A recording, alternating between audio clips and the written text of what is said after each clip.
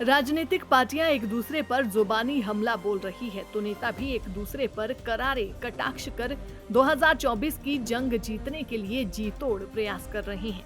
ऐसे में जेजेपी के राष्ट्रीय अध्यक्ष डॉक्टर अजय चौटाला कहां से पीछे रहते।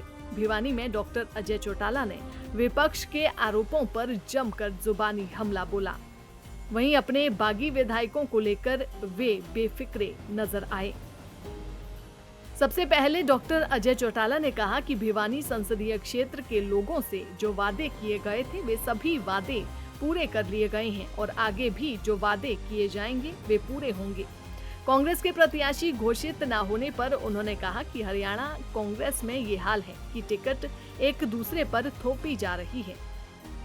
वहीं अपने कुछ बागी विधायकों के बीजेपी में जाने की संभावना पर अजय चौटाला ने साफ किया कि इससे जेजेपी पर कोई फर्क नहीं पड़ता। जेजेपी का संगठन ज्यों का त्यों मजबूत है। लुभाने की बातें नहीं कर रहे। पहली बात तो मैं इसी को आपकी काट देता हूं। हमने भिवानी संसदीय क्षेत्र का जब भी प्रतिनिधित्व किया, यहाँ के लोगों से जो प्रोमिसेस किए थे उनको सवाया नहीं 2 गुना करके पूरा करने का काम किया। और आज भी मैं आपको वायदे के साथ कहता हूं कि हम जो वायदे प्रदेश की और भिवानी संसदीय क्षेत्र की, महेंद्रगढ़ संसदीय क्षेत्र की जनता से करेंगे, उन्हें पूरी तौर पे निभाने का काम करेंगे। कांग्रेस ने अभी आज तक तो 10 साल में कांग्रेस संगठन भी खड़ा नहीं कर पाई। 3 प्रदेश अध्यक्ष बदल गए, 5 प्रभारी बदल गए, रोजाना डेट पे डेट दी जाती है और अब तारीखों, उम्मीदवारों की घोषणा की जहां तक बात है, एक दूसरे के जुम्मे डालने की बात करते हैं। भूपेंद्र हुड्डा जी तो कहते हैं कि शैलजा और रणदीप बड़े नेता हैं, उनको लड़ाया जाए।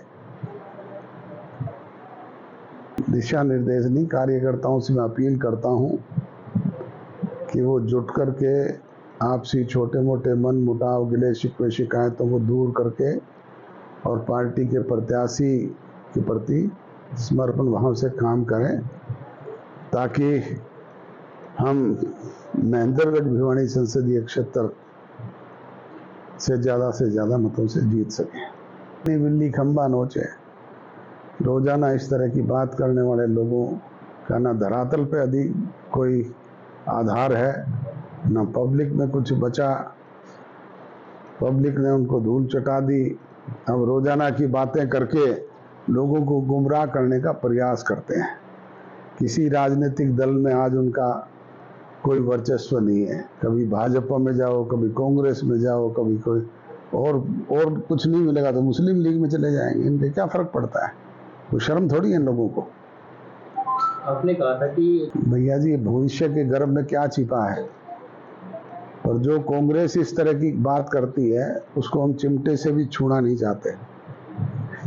हाथ से छूना तो बहुत दूर की बात है, हम चिमटे से भी नहीं छू सकते उस कांग्रेस को।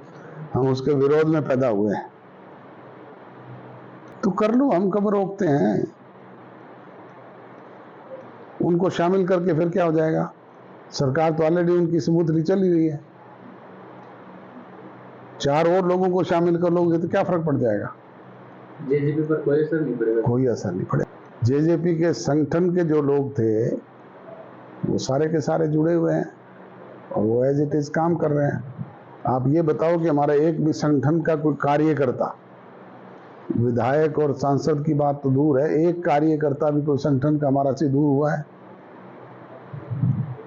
वो हमारी पीएसी की मीटिंग दोबारा होगी, उसमें डिसाइड करेंगे। दैनिक सवेरा के लिए भिवानी से अभिषेक ठाकुर की रिपोर्ट।